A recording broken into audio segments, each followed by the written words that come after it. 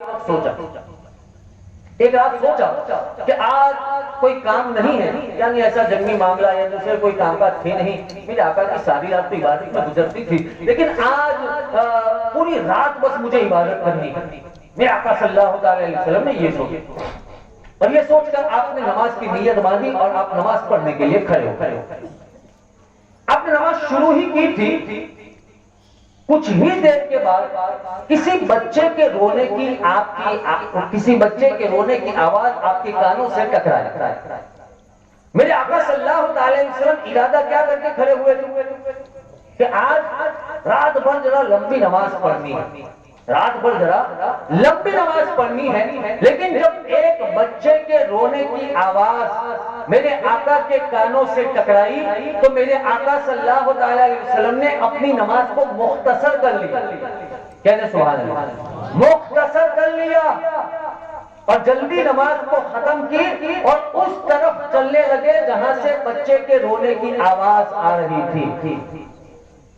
صاحب ہم کیا کرتے ہیں، ہم سمجھتے ہیں نماز پڑھ لیا سب کچھ ہو گیا، نماز پڑھ لیا ماں باپ ناراض ہیں، ہمیں لگتا ہے کہ کوئی مسئلہ نہیں، نماز پڑھ لیا ہو گیا۔ نماز اہم الفرائض ہے، اس بات میں کوئی شک نہیں۔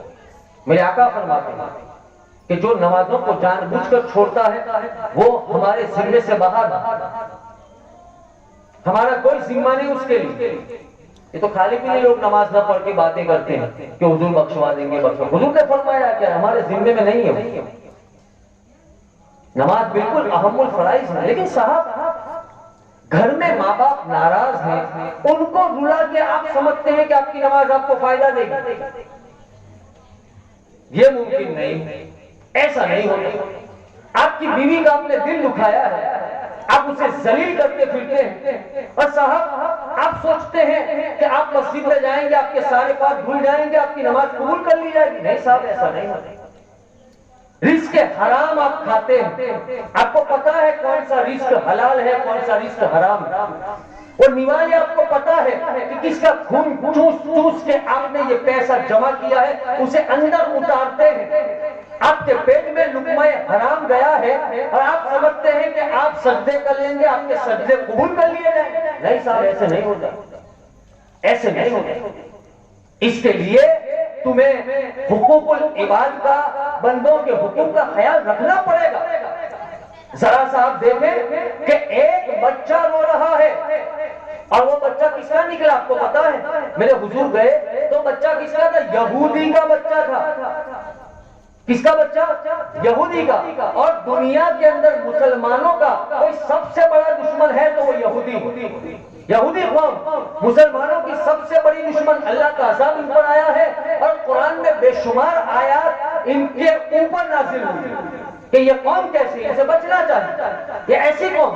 ہمارا تو حال یہ ہے صاحب کہ ہمارے محلے میں غریب کے بھوکے بچے بھوک کی وجہ سے روتے ہیں، بھوک کی وجہ سے روتے ہیں، اور ہمیں ایسا لگتا ہے کہ ہم نماز پڑھ لیں گے، روزہ رکھ لیں گے، خیرات کر دیں گے تو سارے مسئلے حل ہو جائیں گے۔ نہیں صاحب، ایسے نہیں ہوتا۔ ارے کئی جوان غریب کی بیٹیاں تکیوں کے اوپر سر رکھ رکھ کے روتی ہیں، ان کے تکیے کروٹ بدل بدل کے بھیگ جاتے ہیں کہ ہم سے نکاح کون کرے گا، یا ہمیں ساری زندگی اسی طریقے سے گزارنی پڑے گی۔ لیکن نہیں، ہمیں ایک ذرہ برابر فرق نہیں پڑتا، اور ہم امید کیا کرتے ہیں کہ ہم بخش دیے جائیں، ہم سے خدا کچھ نہ پوچھے۔ یاد رکھ میرے دوست، تجھ سے اور مجھ سے پوچھا جائے گا کہ میں نے تجھے مال دیا تھا، صرف تیرا پیٹ بھرنے کے لیے نہیں دیا تھا، میں نے تجھے مال دیا تھا عیش و عشرت کے لیے نہیں دیا تھا، میں نے تجھے مال اس لیے دیا تھا کہ تو غریبوں کا خیال رکھتا، یتیموں کے سر پر دست شفقت پھیرتا، میں نے تجھے مال اس لیے دیا تھا کہ تو بیواؤں کو اور ان کی بچیوں کا خیال رکھتا، ان کا نکاح کراتا۔ تو عیاشی میں زندگی گزارتا رہا، تو نے کیا سوچا کہ تو نماز پڑھ لے گا، روزہ رکھ لے گا تو کیا تجھ سے کوئی نہیں پوچھے گا؟ نہیں صاحب، ایسے نہیں ہونے۔ آقا کی زندگی کو پڑھے، اگر اخلاق کی بنا پر محبت کرنی ہے میرے آقا سے، میرے آقا دروازے پر پہنچے، دستک دی، اور یہودی بہت کٹر ہوتے ہیں اسلام کے بارے میں اور حضور کے بارے میں، بہت کٹر۔ بہت جلتے ہیں حضور. دستک دی, کہا اندر سے آواز آئی, اس یہودن کی آواز آئی. کہا کون؟ کہا محمد ابن عبداللہ. کہتے سبحان اللہ صلی اللہ علیہ وسلم. اب جیسے ہی حضور نے اپنا نام لیا, میں نے پہلے ہی کہا کہ یہودی تو بہت جلتے ہیں حضور سے. کہ آپ کا ہم سے کیا کام؟ عورت نے کیا کہا, آپ کا ہم سے کیا کام؟ میرے آقا صلی اللہ علیہ وسلم نے باہر سے فرمایا کہ نہیں, آپ کے گھر سے بچے کے رونے کی آواز آ رہی تھی, اس نے مجھے بے چین کیا, بے قرار کیا, میں اس لیے آیا ہوں. اچھا بتائیں گے کہ آپ کا بچہ کیوں رو رہا ہے؟ لائے تو صحیح ایسا, لائے تو صحیح, کائنات میں جائیے ڈھونڈ لیجیے. یہاں تو بغل کے اندر پڑوسی کی یہاں بیگن کھانے کے پیسے نہیں ہیں, اور صاحب ہمارے گھر میں مرغ اور مسلم پکتا ہے, اور ہمیں یہ توفیق تک نہیں ملتی کہ ایک پیالہ جو ہمارے یہاں گوشت پکا ہے وہ غریب کے یہاں دیا جائے. میرے آقا تو فرماتے ہیں کہ اگر تمہارے بغل میں کوئی غریب پڑوسی رہتا ہے تو تم گھر میں جو پکاؤ تھوڑا سا اسے دو, اگر نہیں اتنا نہیں ہے تو تھوڑا سا پانی زیادہ ڈال دو اور شوربہ تھوڑا زیادہ کرو اور اس غریب کو دو. اگر یہ بھی نہیں کر سکتے تو کم سے کم ایسے وقت میں کھانا پکاؤ کہ اس غریب کے بچے سو جائے, تاکہ تمہارے کھانے کی خوشبو کی وجہ سے وہ غریب بچے اپنے غریب ماں باپ سے ضد نہ کر بیٹھے, اور ضد کرنے کی بنا پر کہیں ان غریب ماں باپ کا دل نہ دکھنے لگے. یہ تعلیمات ہے میرے آقا. لیکن ہم نے کیا کیا؟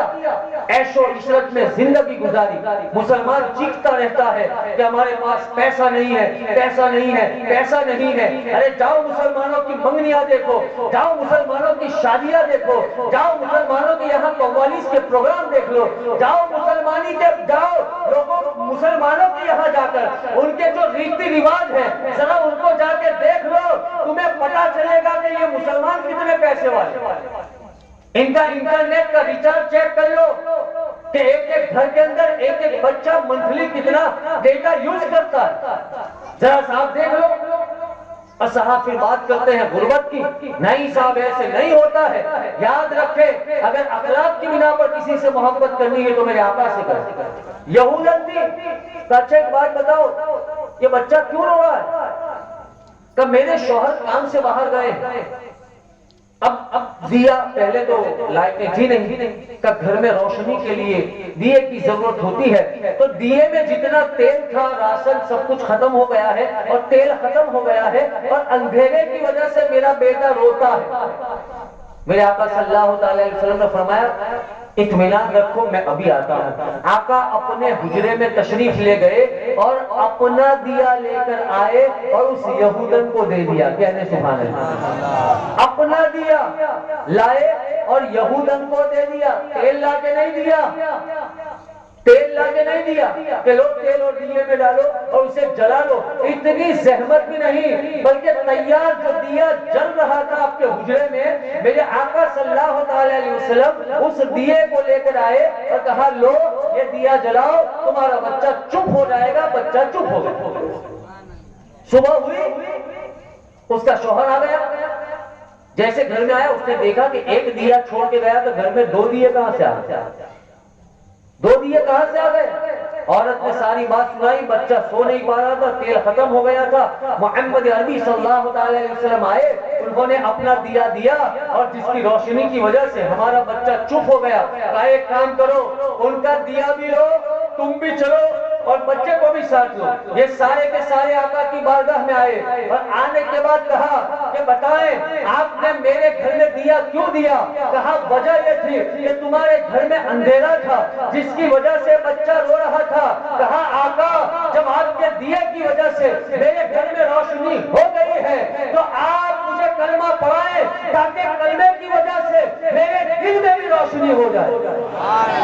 اس کلمے کی وجہ سے میرے دل میں بھی روشنی ہو جائے. پوری فیملی نے کلمہ پڑھا اور سارے کے سارے داخل اسلام ہو گئے. صاحب اگر اخلاق کی بنا پر محبت کرنی ہے تو آئیں آقا کی بارگاہ.